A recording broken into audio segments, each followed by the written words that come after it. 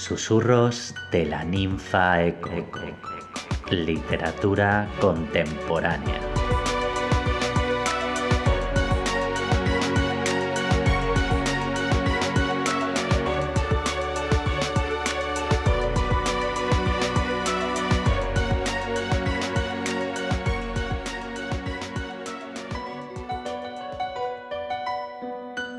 En primera persona.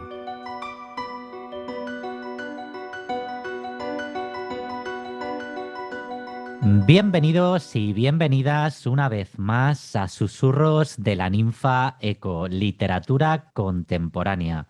Bienvenidos a este espacio de autores, de letras, de espejos, de encuentros y de cultura, sobre todo cultura. Gracias por dejarnos ser, como digo siempre, una pequeña parte de tu vida durante el tiempo que dure el programa. Hoy vamos a hablar de feminismo, de ambigüedades, de un libro polisémico, de alcohol, de confesiones, de la moderación normalizada, de dependencia. Hoy hablamos con Natalia Carrero de Otra, de Editorial Tránsito, una editorial muy querida por este programa. Bienvenida a la Ninfa Eco. Natalia, ¿qué tal? Hola, gracias por invitarme. Gracias a ti por acudir a la llamada de la ninfa.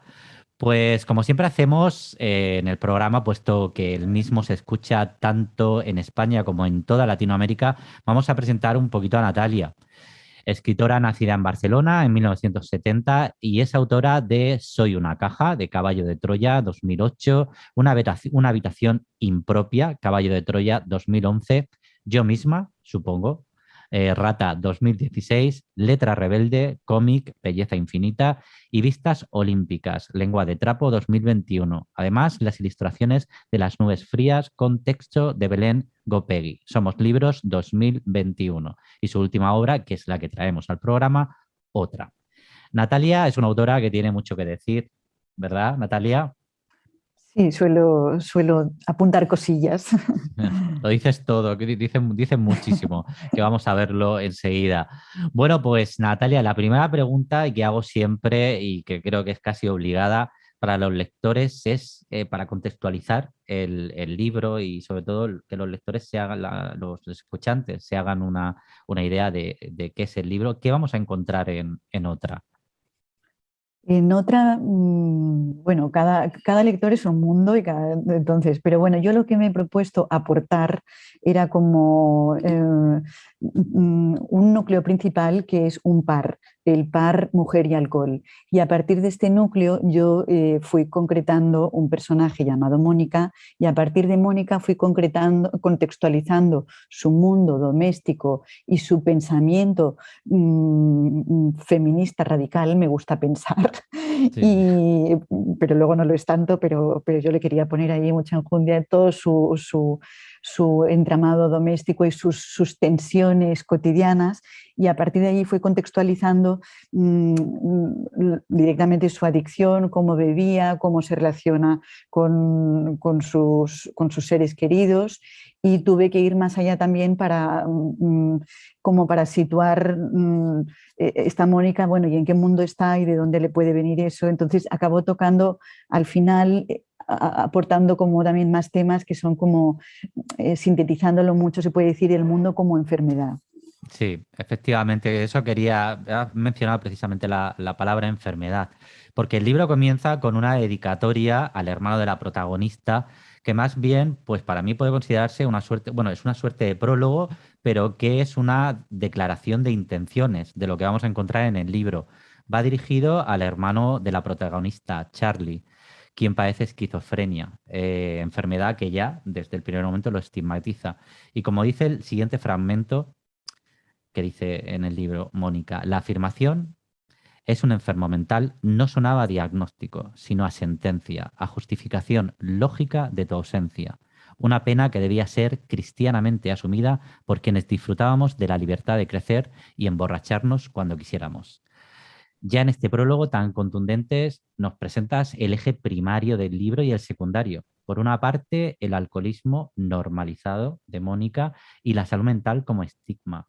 ¿Cómo surge este argumento, esta dualidad, esta idea? ¿Qué te lleva a querer contar esta doble historia? Sí, exacto, es una doble historia porque, porque es una cadena de causas y efectos, o sea, es como eh, una concatenación que yo la visualicé de repente, que digo, tengo que ponerlo porque no se puede, o sea, quienes novelamos y hacemos novelas, tenemos que ofrecer mm, pues, ese conjunto de relaciones. Y entonces a mí me faltaba, cuando solo estaba trabajando con el alcohol, me faltaba, pero a esta mujer esa pulsión que ahora tiene normalizada, pero que también dice en sus orígenes fue crónica, o sea, pasó por sus lagunas y por otros Sí, estados, porque hay muchos con la relación posibles con la adicción del alcohol.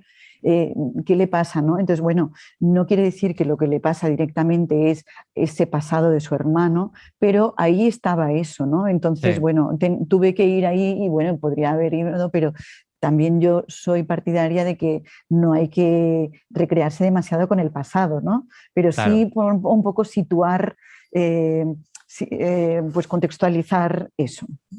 Sí, aquello de que el pasado no determina nuestro presente, pero sí algo tiene que ver. No demasiado, No se pero sí. puede, exacto, no se puede negar y no se puede afirmar, pero que apuntarlo me parece que en este caso era pertinente y porque de repente también te digo, al trabajar en el proceso, ir haciendo las partes y tomando apuntes y tal, yo de repente vi claro que tenía que ponerlo. Tuve muchas dudas, pero al final obedecí a esa especie de visión que me puedo permitir como autora decir, lo pongo. Claro, esa libertad. Pues la protagonista, Mónica, pues nos cuenta, nos cuenta su historia a través de un diálogo interior ebrio, nunca mejor dicho. Se confiesa una alcohólica moderada. Dice frases como no soy una mujer, soy del género bebedora. Y otras muchas perlas que va soltando o que va soltando o se va soltando a lo largo de la novela. Hay en estas, podríamos llamar las confesiones de una buena borracha, un cariz sumamente divertido, satírico, irónico y mordaz. Todo ello acompañado con frases de un glu glu glu, así en tono, por ejemplo, nunca es tarde ni temprano, ni hay horas para glu glu glu glu. En fin, tratas un problema que afecta a 3 millones de personas en España de una forma directa, clara, valiente. Eh, y digamos que la protagonista es una manera de enfocar esa, porque lejos, entiendo yo, de este cariz irónico y mordaz, hay una gran tristeza, hay una doble lectura en esta ironía tan mordaz. ¿Es lo que pretendía, supongo, con el libro o no? Sí, sí, me gusta que has dicho que es eso, que son como unas confesiones, que ella al escribir confiesa y transparenta que está bebiendo y directamente es una lectura de la ebriedad y todas esas que tú llamas perlas, o sea, obedecen un poco a ese estado de demostrar que realmente está empezando a beber y está en ese momento en el que los sorbos son alegría. Entonces Sí, sí que sí. hay esa doble lectura, pero ni siquiera la llamaría doble, es como directa, es como estamos en ese punto de la aceleración, sabemos que un poco más allá se puede desatar el drama. Entonces Mm. está escrito desde ahí, pero es directo, no es doble, porque es que te lo está Sí, demostrando. Allí tuve muchos problemas de decir que no me puedo pasar, no quiero poner el drama directamente, quiero retenerlo ya, y quiero poner la parte alegre, pero al poner la parte alegre, o sea, estoy recortando por ahí para que quienes sabemos lo que es eso, vemos todo lo que puede, a lo que puede desatar. Y yo sí que claro. quería eso, pues tratar de manera alegre este tema que es escabroso y que conduce a la vergüenza. Y has dicho Sí, la palabra problema.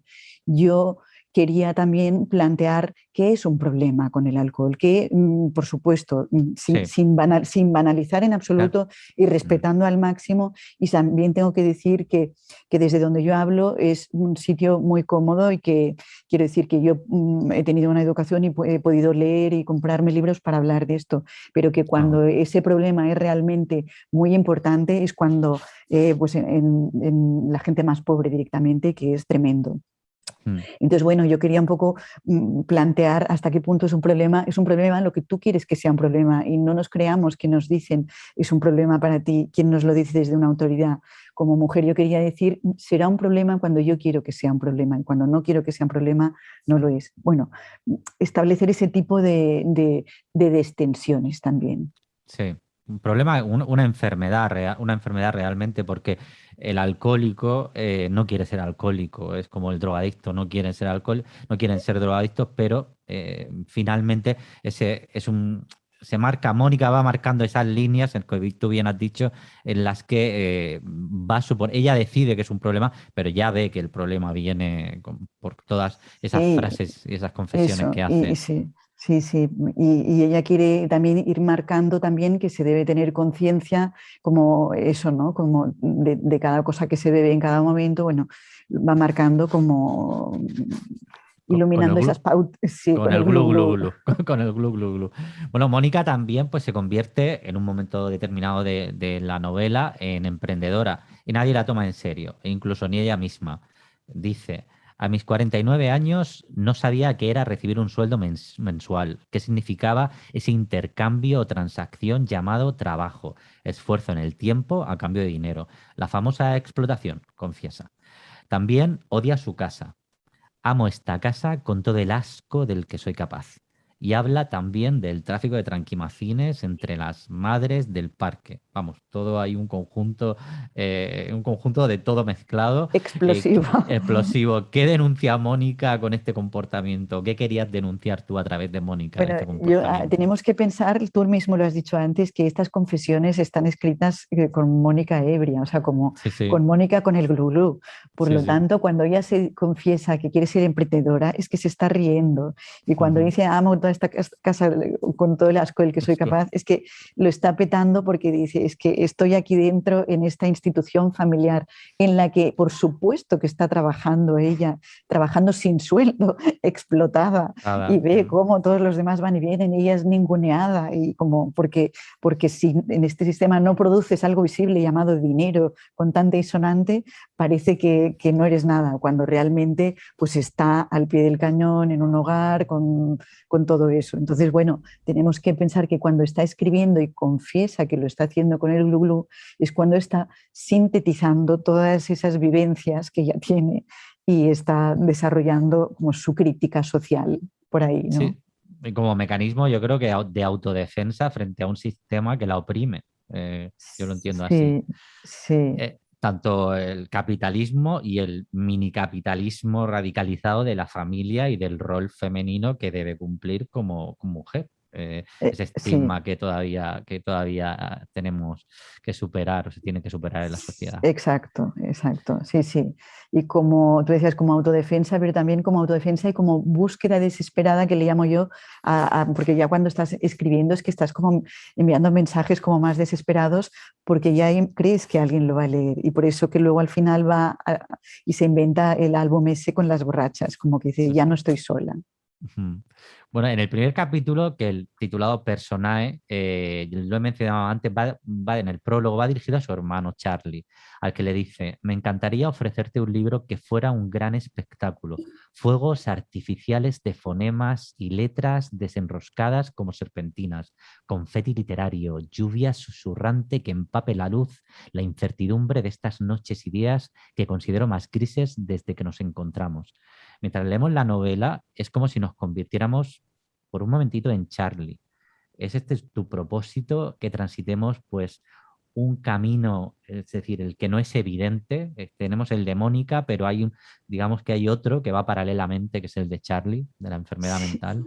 Sí, digamos que es el par en la sombra, ¿no? Yo creo que sí, que lo que sí, hay un momento de la novela que en la carta final o así, que lo dice, he querido poner el foco en los sitios no previsibles y poner el foco en, pues en lo que incomoda realmente. O sea, que Sí, nosotros estamos aquí estupendamente charlando, pero hay millones de personas que no tienen ese acceso y que están como, pues como sintiéndose incómodas en, digamos, los cauces que la sociedad mayoritaria ha impuesto como normales, cuando podríamos decir, oye, que es que no hay nada normal, que haya diversidad como en una selva, efectivamente. ¿no? Con toda la belleza y la cosa salvaje y convivencia también.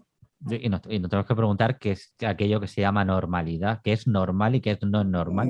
Claro, no, pues ¿Quién nos bueno, quién nos eso, legitima? eso es lo que hay que petar y decir, oye, que entre por todas partes el agua y todas las palabras, ¿no? Y todos los personajes. Y bueno, la literatura permite también, es una herramienta que permite, pues eso, iluminar todas esas zonas, yo creo. Sí, precisamente, un buen pensamiento socrático, es decir, cuestionarlo absolutamente todo, que es lo que creo que debemos hacer, porque hay demasiados cánones ya que llevamos arrastrando y ya hay que romper, yo creo que ya esa normalidad, que es normal. Sí, es un ejercicio mucho más sano cada mañana levantarse y cuestionar, oye, vale, sí me levanto, pero es porque yo quiero, porque me lo dicen.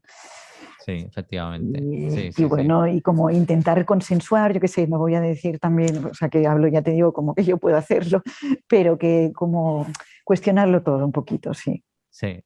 Bueno, para mí la escritura siempre es un espacio de conflicto entre lo que es y lo que debería ser, como diría el filósofo Hume, aquello de la guillotina de Hume.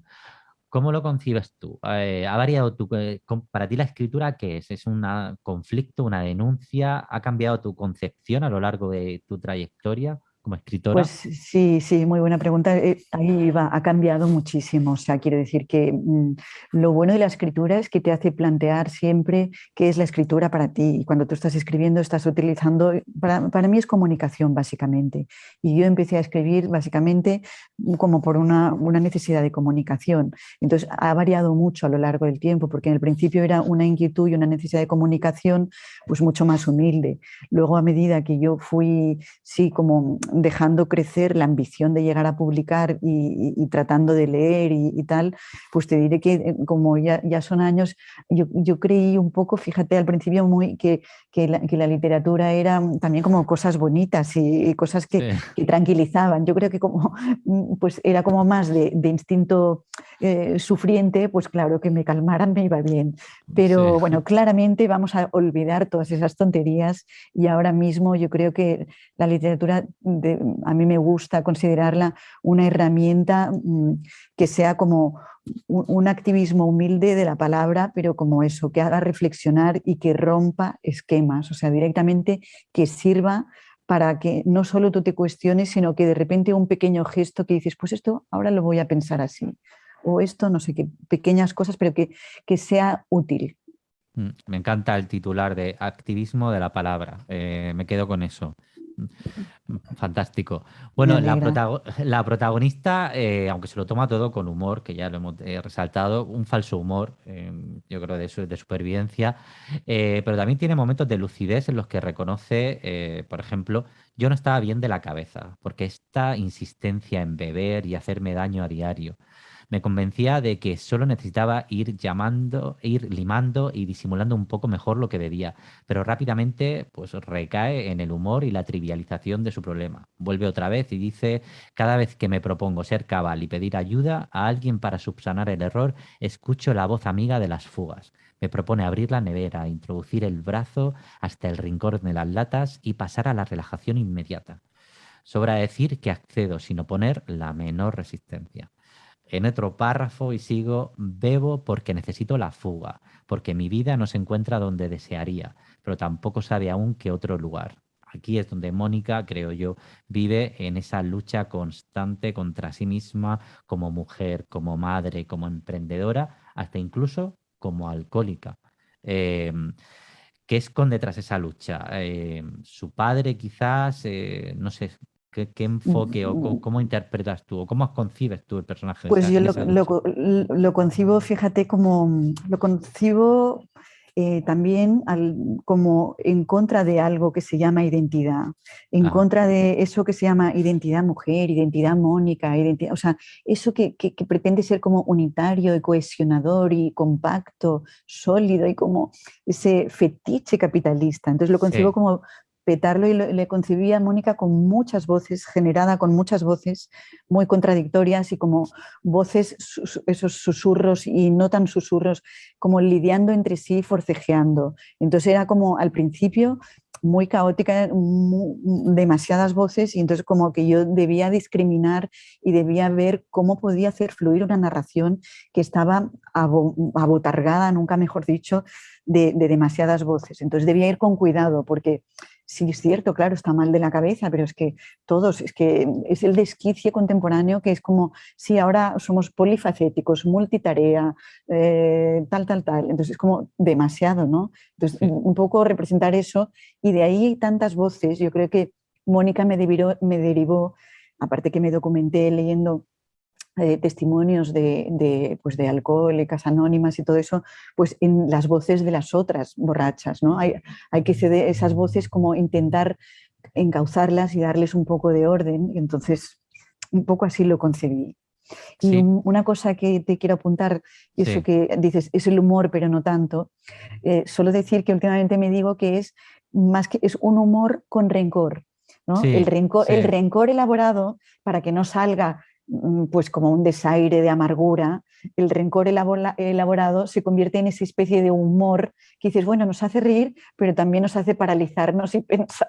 Sí, Algo sí, sí, así, ¿no? sí, porque lo que has dicho, efectivamente, Mónica, son muchas Mónicas, porque incluso se desdobla, puedes desdoblar a lo largo del libro cuando está, lo que tú dices, hablando de ese rencor con humor, cuando se está criticando a sí misma, cuando está ebria, cuando no lo está, es decir, hay diferentes, y lo has conseguido, porque efectivamente es una lectura trepidante, es un libro que lo coges y y vas de la mueca de sonrisa a la pensativa, al problema, y vas cambiando precisamente en ese diálogo interior que tú has mencionado, en esas muchas voces que están muy, muy, muy bien logradas, y te doy mi enhorabuena porque verdaderamente es un libro muy, muy ameno. Muchísimas gracias. Bueno, pues cuando llegamos a un punto en el que pensamos que el libro no nos puede sorprender, por lo menos a mí, pues nos encontramos con, como ya lo han mencionado antes, con un álbum de bebedoras, una selección de 15 cromos que han sido ilustrados por ti, Natalia, ilustraciones con mensajes pues muy contundentes y reivindicativos. Por ejemplo, no nos dejemos fragmentar, nada que ocultar. Bebí la pobreza, gran pócima. Cada una de ellas con una cruda historia detrás, tratada pues con humor, entre paréntesis, rencor de nuevo. ¿Por qué incluir este catálogo? Pues para mí era muy importante, fíjate, porque tú has dicho ilustradas por mí misma, pero es que es al revés. O sea, yo primero tenía estos dibujos. O sea, Ah, yo tenía las voces de Mónica, tenía todos los apuntes, tenía, o sea, como recogida de voces, y entonces tuve, o sea, todas estas cromos, yo los iba haciendo como personajes.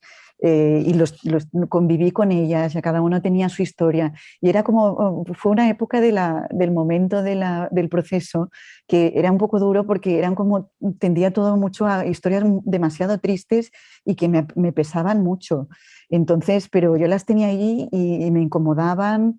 Bueno, de todas esas escogí a Mónica para darle más cuerpo y que fuera como la principal, y las demás que se quedaran como no sabía luego si serían pues las compañeras, y al final hice la forma de álbum, pero cuando cogí a Mónica ya la seleccioné y la trabajé mucho, y me gusta mucho que digas que la lectura es trepidante porque lo era es, lo muy, es. fue durante tiempo como muy, creaba muchos tropiezos de lectura, otra vez, muy cansina, y no lograba transmitir lo que yo quería. Pues, pues digamos que tenía a los dibujos de las bebedoras colgados, los tuve que quitar porque incomodaban mucho mientras trabajé a Mónica. Y ya después, una vez con Mónica, que me costó lo suyo, ya volví a cogerlas con más cariño para cuidarlas más a las de los cromos. Y que aquí hay una selección de 15, pero llegué a tener como 20 o 30, que son las que cuando he presentado el libro las llevo y son, pues tienen su gracia, ¿no? Son feuchas, pero son como apuntes. No, pero Sí, sí, pero van en absoluta concordancia con eso el es. libro, Sí, efectivamente. sí. O sea que, y además es un, digamos que como una especie de punto de inflexión que te saca de Mónica y empiezas a... Pero sigue siendo Mónicas, diferentes personajes que siguen reivindicando y visibilizando o queriendo ser escuchadas. Sí, Y, sí. y efectivamente te digo que sí, ese ritmo lo has conseguido completamente, porque yo cuando estaba leyendo, miraba, venga, un poco más y me voy a trabajar, un poco más y me voy a trabajar a ver si hay un... Sí, porque No, te va no, cogiendo, sí, sí, sí, no, te sí. coge, el libro te coge completamente. A mí ese tipo de libros que no los quieres dejar o que no los puedes dejar, a mí me encantan.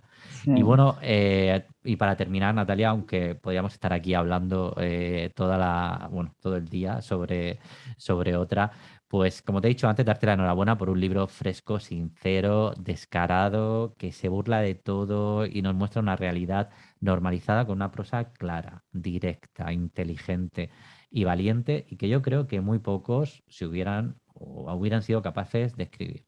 Y yo ahora te pregunto, para terminar, ¿qué mensaje siempre desde este respeto al tema que estamos tratando, eh, qué mensaje o sensación te gustaría que tuviera el lector cuando se haya bebido de un trago a otra?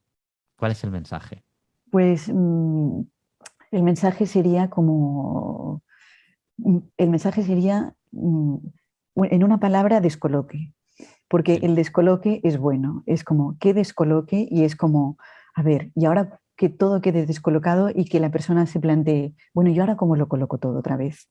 Eso me gustaría. Y de hecho lo digo porque una persona que lo leyó hace poco de mi proximidad y cuya lectura, por lo tanto, o sea, cuyo feedback me podía como afectar, dice, ay, pues como que eso no debería pasar. Digo, bueno, pues eso, o sea, cada uno pero que se quede con la palabra descoloque tiene connotaciones positivísimas, que es, Sí, sí, bueno, sí. pues vamos a colocarlo, ¿no? Y como con la alegría esa.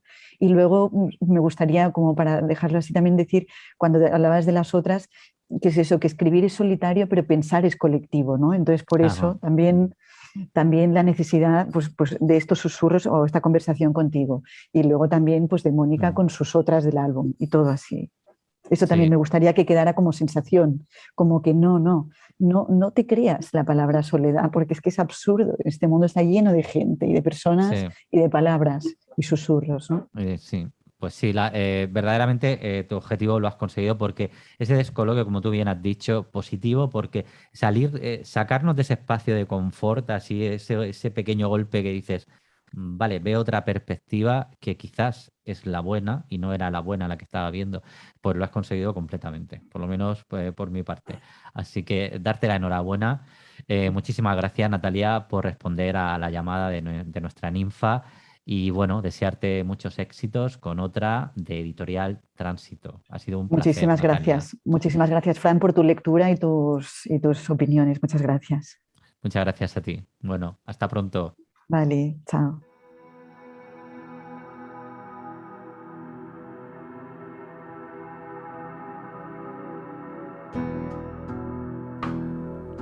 Rarezas literarias.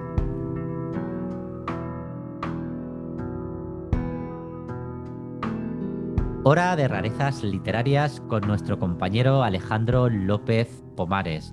Y hoy parece que nos traes un 2 por uno. Alejandro, ¿qué tal? Cuéntanos. Sí, hola Fran. Nada, encantado de estar aquí en un nuevo programa. Traemos hoy un libro muy particular. Parece que siempre digo lo mismo porque siempre traigo libros muy particulares, pero en este caso yo creo que también lo es. Es un libro que se publicó en el año 2019, en la editorial Acantilado. Y es un libro que se titula Me llamo Vilamatas como todo el mundo. Y aunque el título hace referencia al famoso escritor catalán, en realidad está escrito por un autor llamado A.G. Porta, un enigmático Antonio García Porta, que se esconde tras sus iniciales. Y bueno, tenemos dos autores en uno es el autor, otro es sobre el que ronda toda la temática del libro. Y bueno, yo creo que va a ser muy interesante hablar de él. Muy bien. Y además creo que concretamente este autor ya hizo algún careo a cuatro manos con Bolaño, ¿verdad? Sí, exacto. El autor, digamos que se dio a conocer en el mundo literario en el año 84, porque escribió un libro junto con Bolaño, fue el primer libro que escribieron ambos, el que hizo famoso, digamos, a ambos dos. Lo que pasa es que mientras que Bolaño luego siguió escribiendo, A.G. Porta, digamos que tuvo un gran parón de 15 años en el que se apartó un poco del mundo literario y ya sería en los años 2000 cuando lo retomó. El libro se llamó Consejos de un discípulo de Morrison a un fanático de Joyce y bueno, es un libro muy, muy particular, hablado a dos voces, digamos, y esto se retoma aquí a medias, no es la misma, no es la misma fórmula, pero bueno, nos trae un poco esa referencia. Sí, o sea, libro con el que obtuvieron el premio de ámbito literario de narrativa en 1984. Bueno, ¿y qué más nos cuentas de Bueno, pues esta nada, obra? sí, la obra de la que vamos a hablar hoy es una obra muy curiosa, muy divertida. Es una larga conversación, larga, aunque el libro es breve, pero es una conversación imparable, frenética, entre dos personajes que no sabemos en ningún momento quién son exactamente, no se identifican. Tampoco sabemos si el propio A.G. Porta se ha querido identificar con alguno de ellos, son ellos dos o no son.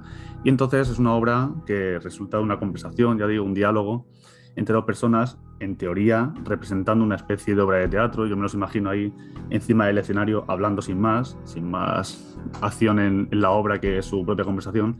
Y es una conversación muy divertida que va rápidamente cambiando de tono, cambiando de temas, y todo siempre rondando en torno a la obra de Vila Matas, del autor, haciendo referencias a sucesos de sus diferentes obras, a escenarios, a personajes, y de alguna forma saltando de uno a otro de forma muy descarada y de forma que nos va dejando un poco en vilo continuamente porque no se terminan de concretar cosas. Y bueno, digamos que es un poco esa es la temática. Hay una gran intertextualidad en todo el libro. Bueno, antes de que nos cuentes el argumento del libro, que adelanto que no tiene desperdicio, me gustaría leer un poquito sobre lo que va el libro para que los oyentes tengan una idea clara de lo que estamos hablando. Bueno, pues el libro, en primer lugar, y eso es lo que te quería preguntar, comienza con una dedicatoria que dice, obviamente, para Enrique Vilamatas. Aquí ya vemos un carácter socarrón, que no sabemos si es de admiración, si es socarrón, si es divertido, que ya te da una invitación o ya te dice el cariz de que va el libro. ¿Tú qué opinas? Sí, bueno, yo opino que no tengo ni idea si Vilamatas supo o no supo que esta obra se estaba escribiendo. La obra trata bien al autor, quiero decir que evidentemente de ser un careo lo es en sentido positivo, porque es una dedicatoria a la obra de él. Quiero decir, va rebuscando en referencias continuamente sobre su obra y tratando sobre los mismos temas que el propio Vilamatas trata en sus trabajos, sobre la confusión, sobre la multireferencialidad, un poco así.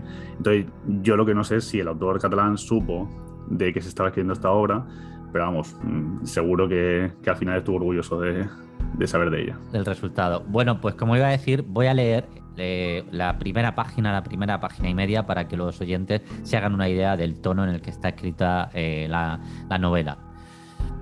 Obviamente sobre Vilamatas. ¿El qué? Lo que te cuento. ¿La historia de la gente? Sí, me llamo Vilamatas, le he dicho, como todo el mundo. ¿Y qué? Nada. ¿No ha dicho nada? No, no te habrá creído. Vilamatas no está. ¿Por qué no puedo ser yo Vilamatas? Es que no puedes. Claro que puedo. Vale, ¿y dónde está? En un lugar secreto. Entonces no puedes decir que no está. Es que no está y a la vez está. Eso no tiene ningún sentido. Pon que se oculta en Nueva York. ¿En Nueva York? Sí, en Nueva York. No sabía... Participa en una obra de teatro. Bueno, y así sigue la conversación frenética que nos va llevando entre los vericuetos de muchos hilos de argumentales que bueno, que nos vas a explicar ahora un poquito más. Sí, bueno, en realidad es eso. En realidad la obra no tiene un principio y un fin, no aborda un tema concreto, sino que va saltando continuamente cada 3 líneas, te ha cambiado completamente de tema, te ha mandado a otro punto geográfico diferente, a otro personaje diferente de sus obras, y juega un poco con esa confusión continua que es característica de la propia obra del autor, de Vilamatas. Y bueno, yo destaco de la obra que sin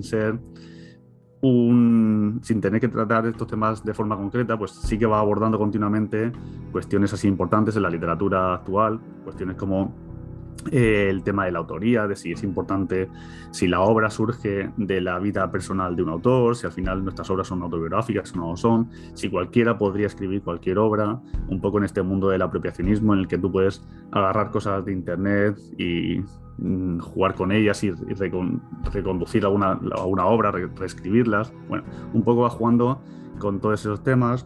también es una obra multireferencial, como es característico también actualmente. Y entonces, bueno, en ese sentido es una obra como muy moderna, muy, muy divertida, muy dinámica.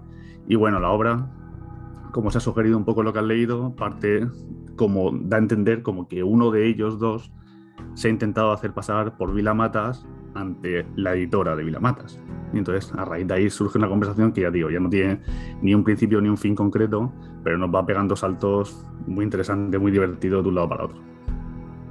Ya veo, ya. Sí, y además lo que has dicho anteriormente, pues se juega ese apropiacionismo que es tan, bueno, que es tan actual, porque como tú bien dices, puedo coger cualquier cosa de internet, cambiarlo un poquito y hacerlo mío. Se pierde esa esencia de la creación y sobre todo esa relación entre que fue si el autor necesita la obra necesita al autor, o los dos van por caminos independientes. Eso se queda muy patente en la obra. Sí. Bueno, es eso. La cuestión es decir, es importante ser Vila Matas y haber vivido sus experiencias para escribir como él, o cualquiera puede escribir como él, o él podría haber escrito otras obras diferentes. Bueno, ronda un poco toda esa temática. Bueno, en adelante yo voy a leer un fragmento, también un poco por continuar dándole la tónica a la obra para que se vea de qué va más o menos. Y dice así: ¿tiene título esa obra que escribe sin escribir? Se trata de una obra sin título. Eso le dije a la gente. ¿Entendió algo? Preguntó quién era yo. ¿Y entonces fue cuando te presentaste como Vila Matas? Sí, como todo el mundo.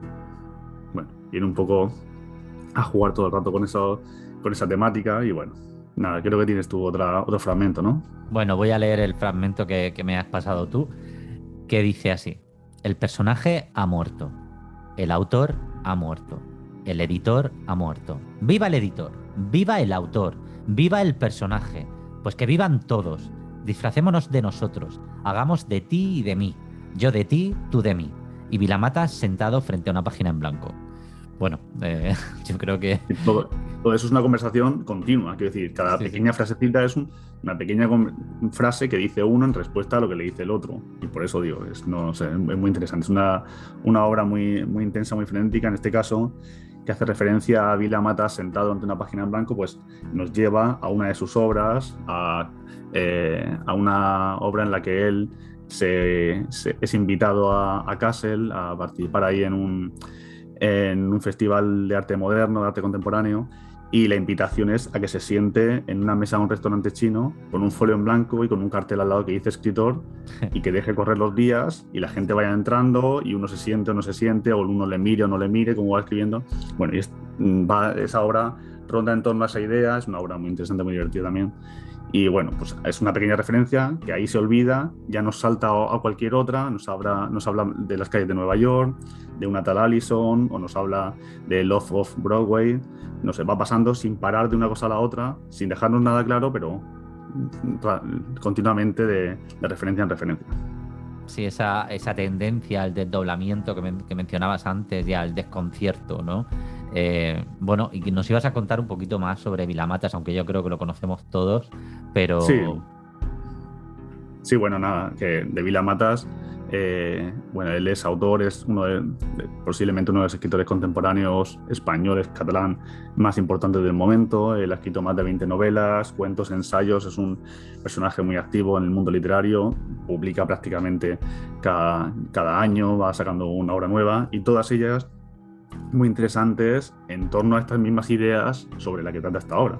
De modo que, yo que sé, él ha escrito obras famosas como El mal de Montano, El doctor Pasavento, he dicho antes Kassel no invita a la lógica, que a mí me gustó mucho.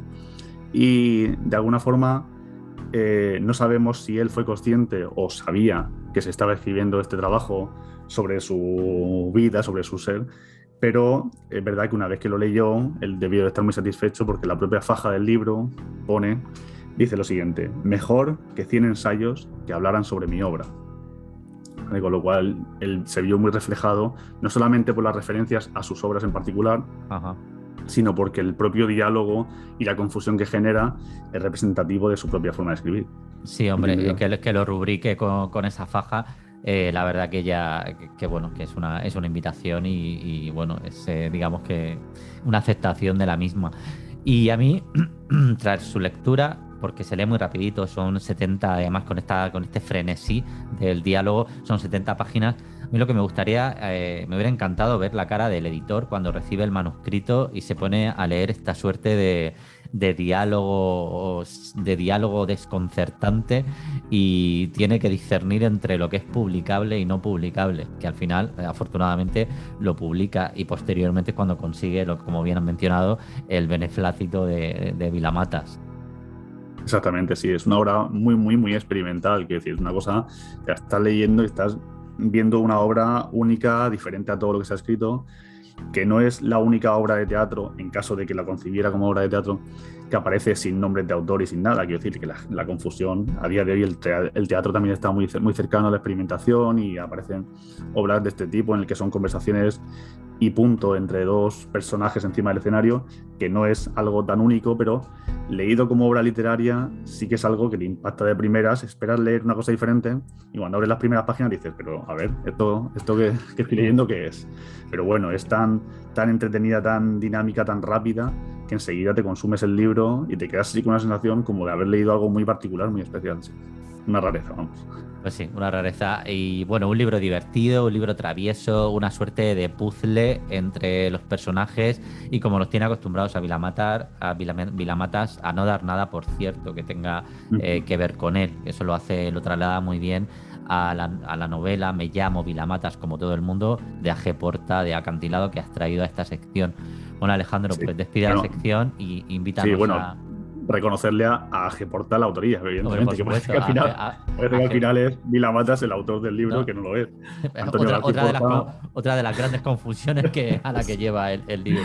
Y creo que es la gran genialidad del libro. Que al final ya vamos a dar por sentado el autor cuando en realidad es Antonio García Porta, que como digo también es otro gran referente, que de alguna forma hemos hablado antes, saltó como muy rápidamente a la fama y luego se ausentó durante 15 años, cosa muy extraña también en el mundo literario. Imagino que necesitó su reflexión profunda por lo que sea. Bolaño, su coautor en su momento, sí que saltó a la fama en ese momento y ya todos sabemos quién es Bolaño. Y Antonio García Porta, sin embargo, se mantuvo a la espera mucho tiempo, retomó su actividad literaria en los años 2000 y desde entonces no ha parado. Quiero decir que de alguna forma hay que reconocerle que la obra, la naturaleza de esta obra, la naturaleza de la confusión, de la experimentación, parte de su idea, de A.G. Porta, claro. Bueno, después de 15 años de introspección literaria, volvió con mucha fuerza. Sí, bueno, sí. Bueno, Alejandro, pues un placer, como siempre, que nos traes y que nos descubres estas obras que sin ti, bueno, pues yo por lo menos no las conocía. ¿Con qué nos vas a sorprender en el siguiente programa? Bueno, danos una pequeña pincelada, simplemente. Muchas gracias por tus palabras. La próxima será mucho más experimental, porque esta obra, aun siendo lo experimental que nos parece a la hora de leerla, no deja de ser una obra comercial. Y bueno, al final una obra de una editorial importante que saca obras muy interesantes. Y lo siguiente vamos a romper un poco con esta dinámica y volvemos otra vez a la literatura digital, que también me gusta mucho, y traeremos algo muy, muy novedoso. Muy bien, Alejandro, pues muchísimas gracias. Nos vemos en el siguiente programa y nada, gracias por descubrirnos, pues eso, este nuevo mundo desconocido. Pues nada, gracias a ti, Fran. Saludos. Venga, un abrazo. Hasta luego.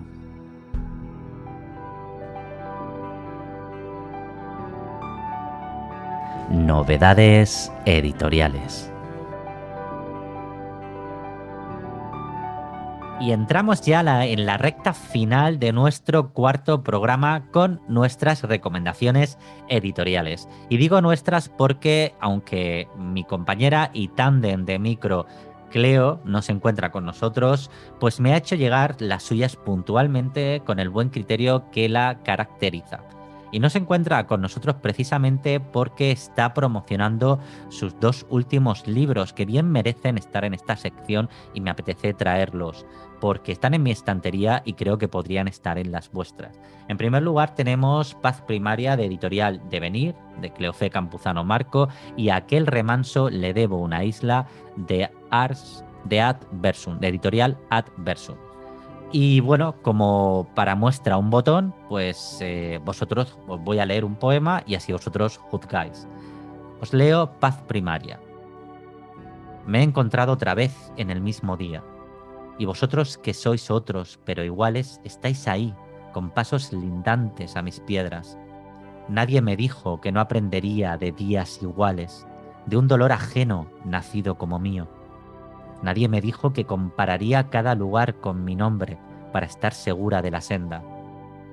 La luz se para aquí, se disgrega de sí misma, encuentra su tiempo en mi tiempo, siente por mí cuando yo ya no sé ser yo, cuando yo no aprendo de mis piedras. Bueno, como veis, es una poesía que a mí me encanta y es una muestra de la poética de Cleo C. Campuzano Marco, nuestra Cleo, que ya digo que estará en el siguiente programa, pero hoy estoy yo al pie del cañón. Bueno, y comenzamos con Nórdica Libros, y comenzamos con Atlas de Literatura Latinoamericana, de Nórdica Libros. En este caso concretamente la escritora Clara Obligado coordina pues este necesario atlas de literatura latinoamericana que pretende visibilizar y reivindicar la rica variedad de tradiciones literarias presentes en esos países y que con demasiada frecuencia se desconocen en España y en las naciones vecinas. Narradores latinoamericanos del momento nos presentan pues la obra de sus maestros.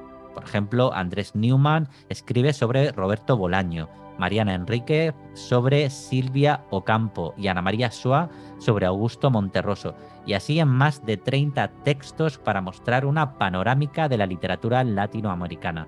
Una gozada de libro, de verdad, porque nos presenta esa cartografía de escritores latinoamericanos que creo que debemos conocer, por lo menos adentrarnos en estos pequeños relatos para tener una muestra de cada estilo y de cada voz de cada uno de ellos. Bueno, tenemos textos de Leila Guerreiro, Edmundo Paz Soldán, Andrés Neumann, como ya he dicho, Ana María Soa, Mariana Enríquez y Mónica Ojeda. Agustín Comoto ilustra este libro, que es una invitación a descubrir autores inolvidables. Editorial Nórdica Libros, Atlas de Literatura Latinoamericana. Bueno, creo que además viniendo con la calidad y el sello que siempre distingue a Nórdica, porque es un libro manufacturado, bueno, es un libro fantástico por el contenido y por el continente. Un libro imprescindible en nuestra biblioteca. Y pasamos ahora a otra editorial que a un servidor le encanta, que es editorial Impedimenta. Nos vamos con Jo Tituba, ganadora del Grand Prix de Littéraire de la Femme, el Gran Premio de la Literatura Femenina de Maryse Condé. Maryse Condé, Premio Nobel Alternativo de Literatura, nos ofrece una historia desgarradora, tan real como oscura, en la que pone sobre la mesa temas como la esclavitud, la violencia, el deseo femenino, la superstición y la inocencia. Maryse Condé adopta la voz de Tituba. Seguramente podríais haber leído a alguna otra versión de la historia que está basada en un hecho real de esta esclava, que era una esclava negra juzgada pues al comienzo del escalofriante delirio puritano en los famosos procesos por brujería que tuvieron lugar en medio de una fiebre de histeria colectiva en la ciudad de Salem a finales del siglo XVII. Hija de la esclava Avena, que fue violada por un marinero inglés a bordo de un barco negrero, Tituba fue iniciada en el arte de lo sobrenatural por Man Yaya, una de las curanderas más poderosas de la isla de Barbados. Y bueno, si mezclamos lo sobrenatural con Salem, pues sabemos de qué va la historia y lo que va a pasar. Es una trágica historia que tenemos aquí un pequeño extracto. Os voy a leer una pequeña frase que ya dice mucho de la suerte que va a correr esta esclava. El reverendo Parris le dice a Tituba: eres negra, Tituba, solo puedes hacer el mal.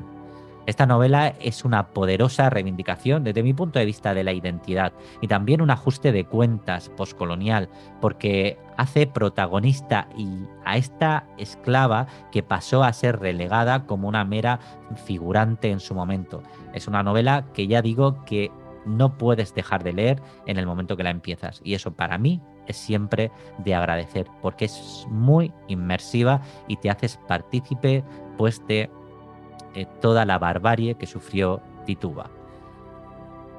Bueno, y vamos ahora con un libro muy especial. para leer debajo de un diálogo interminable con José Lezama Lima, de una editorial pues muy querida por la ninfa. Editorial Aquitania, siglo XXI. Pues, ¿qué vamos a encontrar en Para leer debajo de un sicomoro? Pues os voy a leer la contraportada, que dice: la excepcional entrevista que el lector tiene entre las manos es una sólida urdimbre de varias. El intercambio se prolongó durante más de 10 años hasta el fallecimiento de José Lezama Lima. Se trata de una obra ensayística y periodística donde el escritor y periodista Félix Guerra, uno de los grandes y más importantes poetas cubanos contemporáneos, autor de obras decisivas en la historia de la isla, profesor de la Facultad de Periodismo de la Universidad de La Habana y bueno, y pionero en el periodismo ecológico y muchas más cosas, que lamentablemente falleció el año pasado, en 2021. Y bueno, este libro es una suerte de entrevistas, y digo una suerte porque Félix Guerra tuvo la suerte y el privilegio de entrevistarse por más de 10 años con el gran José Lezama Lima. Dos grandes hablando de poesía y dos grandes hablando pues de todo un poquito. Os voy a leer la introducción y luego una de las preguntas que le hace Félix Guerra y la respuesta que le da José Lezama Lima. En la introducción reza así: estas entrevistas se prolongaron por más de un decenio, entre finales de 1965 y mediados de 1976, año en el que el poeta sucumbe a la acción simultánea de una obesidad creciente y el quebranto milenario de sus pulmones. Algunas suertes, incluido el azar concurrente, me fueron llevando hacia José Lezama. ¿Cómo lo recuerdo? Muy gordo, por supuesto, una especie de hipopótamo lírico que rema siempre a bordo del sillón, dueño incansable de aquel verbo delirante y barroco que finalmente se derrama como café olvidado en la hornilla, en itinerarios de zunzún y vuelos de zigzag entre las diferentes ramas de la cultura, armando y desarmando su caleidoscopio de imágenes, candoroso y gentil, flotando en la penumbra sobrecargada de una salita repleta del humo azul del mejor tabaco del mundo. Y bueno, y así comienzan estos diálogos que, como ya he dicho, duraron más de 10 años. Y así habla Gabriela Rey, hija del autor, y es editora del mismo en Editorial Aquitania, que también, a su vez, Gabriela Guerra es periodista y escritora.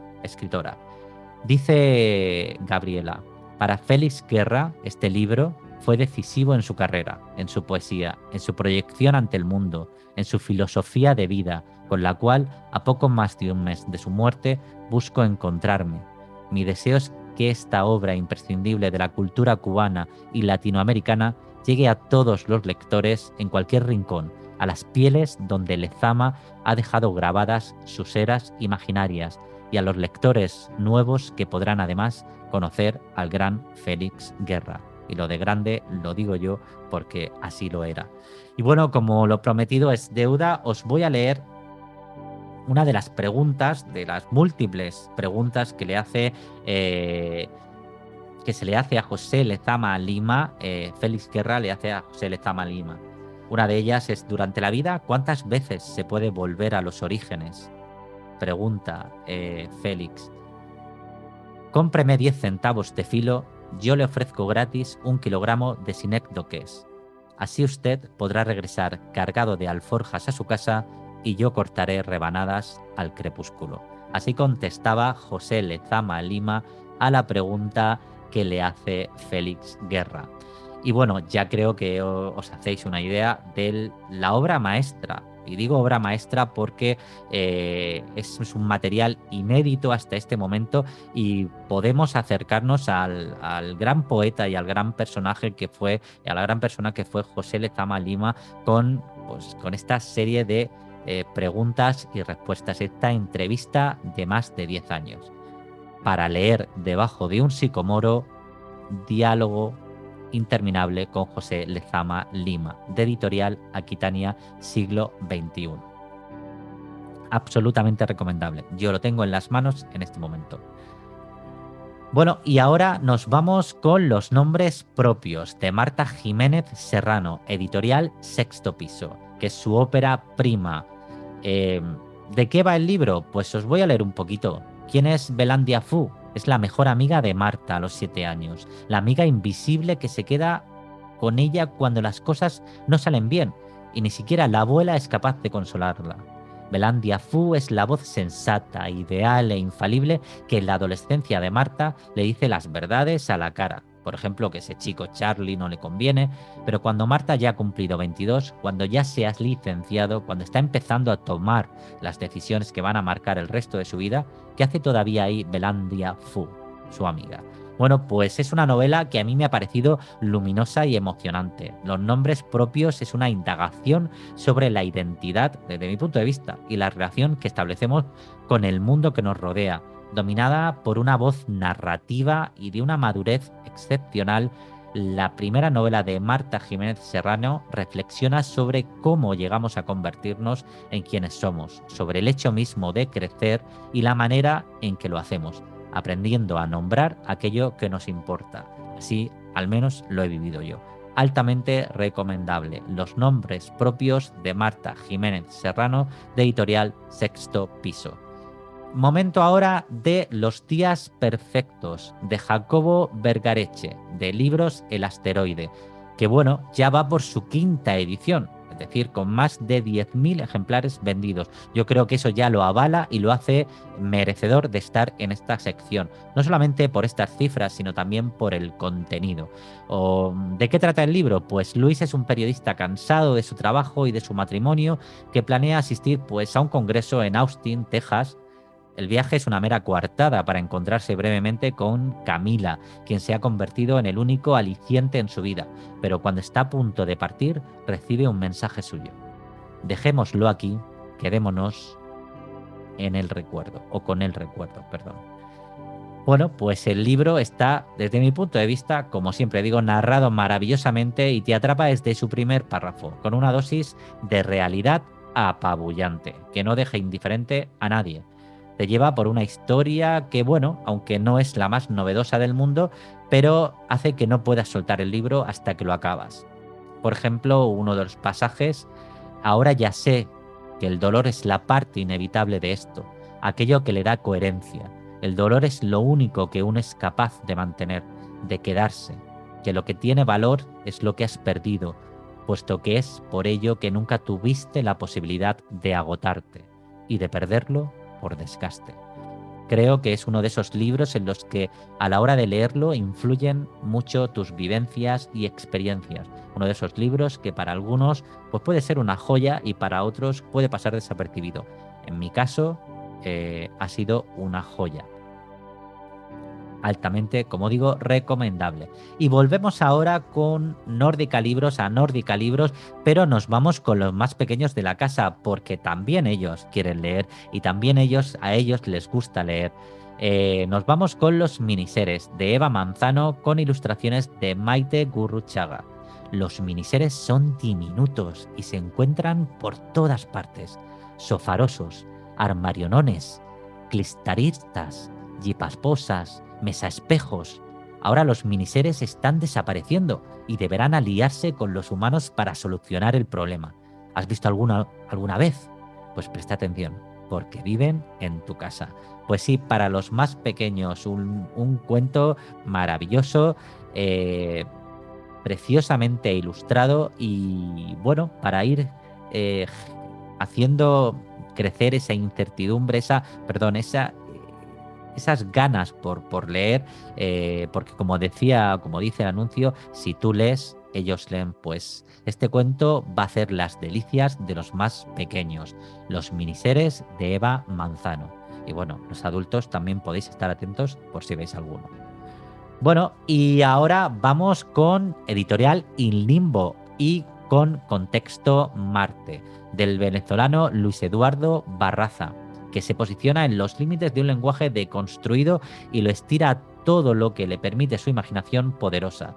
Lo experimental, que bueno, llamándose Contexto Marte y siendo un libro de poesía, yo creo que la palabra experimental está más que bien traída y sobre todo la vanguardia nos acercan a estos poemas hasta una hibridación de géneros, una ruptura en fondo y en la forma para la que no hay vuelta atrás.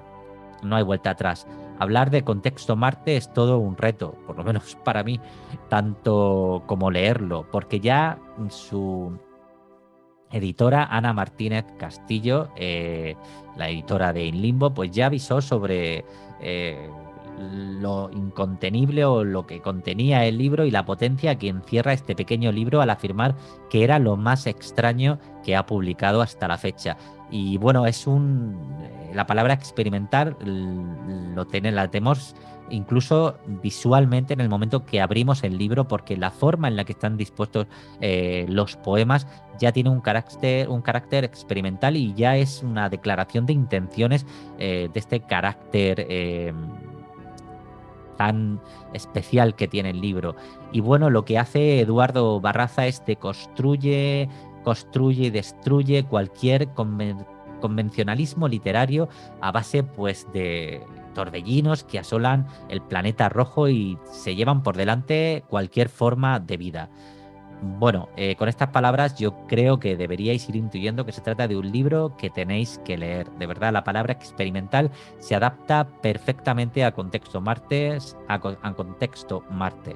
Así que, bueno, yo creo que otro imprescindible si os gusta la poesía y sobre todo si os gusta la poesía experimental, salirnos un poquito pues del canon. ¿De acuerdo? Contexto Marte, de editorial In Limbo. Y bueno, ahora ya sí hemos llegado a la recta final con todas estas recomendaciones. Nos despedimos hasta el próximo programa. Bueno, anunciaros que tenemos programados una serie de especiales, pues con unos contenidos que ya os iremos desvelando en las redes sociales, porque lamentablemente ya nos estamos acercando a la recta final. Y repito, recta final, ya no del programa, sino de esta primera temporada de Susurros de la Ninfa Eco, que está superando todas nuestras expectativas favorablemente, y esto es gracias a vosotros. Como siempre digo al principio del programa, y me gusta terminar con estas palabras: gracias por dejarnos ser una pequeña parte de tu vida durante el tiempo que ha durado este programa. Así que con estas gracias os dejamos. Nuestra ninfa se despide, se vuelve a su bosque a seguir buscando espejos, autores, relatos, cuentos y todo ese fantástico mundo que es la literatura. Muchas gracias y nos vemos muy prontito. Gracias.